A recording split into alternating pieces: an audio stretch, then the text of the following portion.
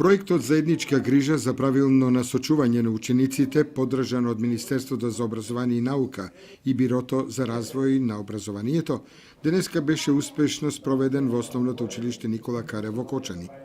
Во рамките на овој проект, активноста родител-наставник ја реализираше стоматолог доктор Оливер Манасиев, кој одржа успешно предавање меѓу учениците во прво одделение.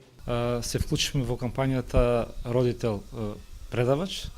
Јас како стоматолог во ова предавање би ги истакнал здравите навики што треба да ги запазуваат најмалите.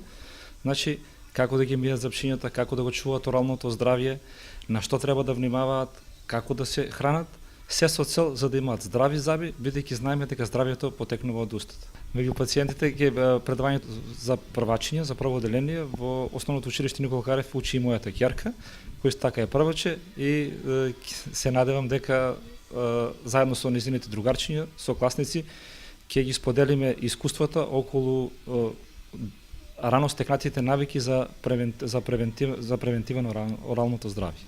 Еве како лекар во секојдневната пракса, имате ли посебни проблеми со дечињата од таа возраст?